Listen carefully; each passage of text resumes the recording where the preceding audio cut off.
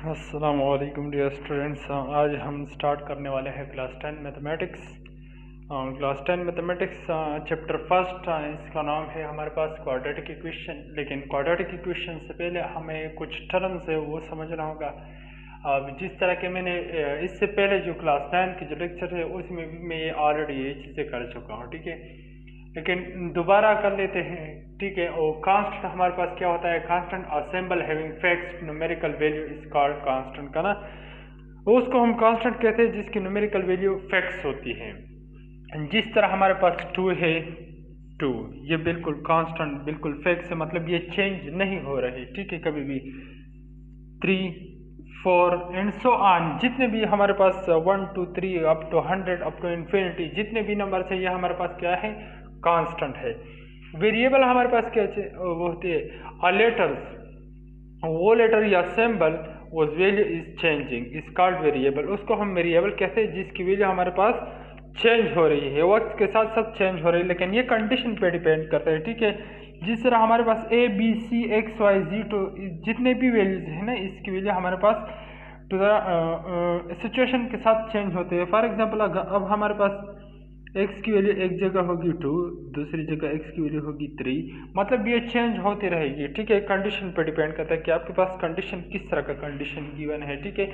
अच्छा, अब algebraic expression क्या है? अलजेब्रिक एक्सप्रेशन ये है जब हम कांस्टेंट और वेरिएबल को अलजेब्रिकली कनेक्ट करते हैं। मतलब देखिए, when variable and constant are connected by algebraic operation, algebraic operation के जरिए आप इसको क्या करते हैं? कनेक्ट करते हैं। या तो इसको आप ऐड करते हैं, या सब्ट्रैक्ट करते हैं, या मल्टीप्लाई करते हैं, या डिवाइड करते हैं, ठीक है।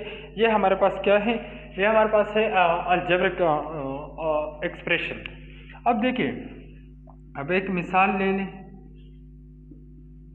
एक मिसाल, फॉर एग्जाम्पल मैंने लिख दिया 2x + 3, मैंने ये लिख दिया, तो ये हमारे पास एक अलजेब्रिक एक्सप्रेशन है। अलजेब्रिक एक्सप्रेशन इसलिए देखिए, 2 हमारे पास कांस्टेंट है, x हमारे पास वेरिएबल, ये दोनों मल्टीप्लिकेशन फॉर्म में है। जब ये मल्टीप्लिकेशन फॉर्म में है तो ये हमारे पास क्या है? ये एक अलजेब्रिक एक्सप्रेशन है। देखिए यहाँ पर प्लस है, देखिए, तो अलजेब्रिक एक्सप्रेशन के जरिए ये हमारे पास क्या? अलजेब्रिक ऑपरेशन के जरिए ये हमारे पास कनेक्ट हुए हैं, ठीक है। अब मैं दूसरा एग्जाम्पल ले लेता हूँ, 3x² डिवाइड बाई 3। अब देखिए ये हमारे पास, बल्कि 4 कर लेते हैं, 4। अब ये हमारे पास क्या है? ये हमारे पास है अलजेब्रिक ऑपरेशन, अलजेब्रिक एक्सप्रेशन, क्योंकि ये अलजेब्रिक ऑपरेशन के जरिए हमारे पास कनेक्ट हुए। देखिए ऊपर वाले देखिए, ये हमारे पास क्या है? मल्टीप्लिकेशन फॉर्म में, और इसके साथ डिवीजन फॉर्म में है, ठीक है। इन चारों प्रॉपर्टीज को ये पूरा करते हैं तो ये हमारे पास अलजेब्रिक एक्सप्रेशन है। अलजेब्रिक एक्सप्रेशन की और भी बहुत सारी मिसालें हैं, ठीक है। अब बात आती है, लेकिन हम असल टॉपिक की तरफ आते हैं, जिस तरह के हमारा ये टॉपिक है क्वाड्रेटिक इक्वेशंस। अब देखिए, इन अलजेब्रिक एक्सप्रेशन में जब इक्वलिटी आ जाती है, देखिए 2x + 3, अगर यहाँ पर इक्वलिटी आ जाती है, इक्वल साइन आ जाता है ना, तो ये हमारे पास अब अलजेब्रिक एक्सप्रेशन नहीं है ना, इसको हम कहते हैं इक्वेशंस। अब ये हमारे पास हो गया इक्वेशन, ठीक है। अब इक्वेशन के भी नाम होते हैं, ठीक है। फिर वो आपने देखना है कि इसकी डिग्री क्या है, और डिग्री के लिहाज से आपने इसको एक एक नाम भी देना है, ठीक है। अब ये जो है ना, ये हमारे पास हो गया इक्वेशन। क्यों इक्वेशन हो? क्योंकि इसमें इक्वलिटी आ गई। जब इक्वलिटी आती है तो इसको हम इक्वेशन कहते हैं, ठीक है।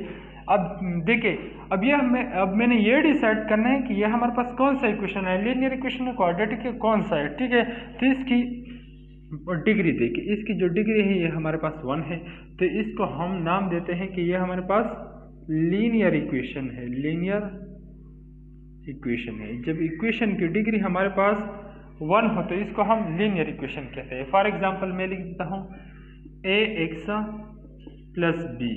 अब देखिए x की वेरिएबल का आपने पावर देखना कि ये कितना है। जब ये 1 हो तो ये हमारे पास क्या है? लीनियर इक्वेशन है। लीनियर, ये हमारे पास है लीनियर इक्वेशन, ठीक है। अब हम क्वाड्रेटिक इक्वेशन की तरफ आते हैं। क्वाड्रेटिक इक्वेशन हमारे पास वो इक्वेशन होता है जिसके हमारे पास डिग्री 2 हो। देखिए, अब अगर इसको मैं लिख दूँ, देखिए ax² + bx + c = 0, ये हमारे पास देखिए ये क्वाड्रेटिक इक्वेशन की जनरल फॉर्म है। ये इक्वेशन हमारे पास क्वाड्रेटिक इक्वेशन, ये क्वाड्रेटिक इसलिए है, क्वाड्रेटिक इक्वेशन उसको कहते हैं जिसकी डिग्री 1 होती है, ठीक है, 2 होती है, सॉरी, जिसकी हमारे पास डिग्री 2 होती है। ये क्वाड्रेटिक इक्वेशन की जनरल फॉर्म है, ठीक है। मैं थोड़ा और भी एक्सप्लेन करता हूँ इसको, क्वाड्रेटिक इक्वेशन को मैं थोड़ा और भी एक्सप्लेन करता हूँ। ये हमारे पास 0 यहाँ पर लिखे, but a is not equal to 0। ए हमारे पास 0 के बराबर नहीं होना चाहिए। अब क्यों नहीं होनी चाहिए, ये देखिए। अब अगर ये हमारे पास 0 के बराबर हो, लेट्स सपोज मैं पुट कर, ये क्वाड्रेटिक इक्वेशन की जनरल फॉर्म है। देखिए इसकी जो डिग्री है ये हमारे पास है 2, यहाँ पर 1 है, यहाँ पर 2 है, तो सबसे हाईएस्ट डिग्री ये है, तो ये हमारे पास क्वाड्रेटिक इक्वेशन का जनरल फॉर्म है। अब ए क्यों 0 के बराबर नहीं होना चाहिए, let a is equal to 0। मैंने a को 0 के बराबर पुट कर दिया कि चलो मैं सपोज कर लेता कि a क्यों 0 के बराबर नहीं होनी चाहिए। अब देखिए a की जगह अगर मैं 0 पुट कर लेता हूं तो ये हो जाएगा x² प्लस बी एक्स अपनी जगह plus c is equal to 0। अब देखिए ये हमारे पास हो गया 0 plus b x plus c is equal to 0।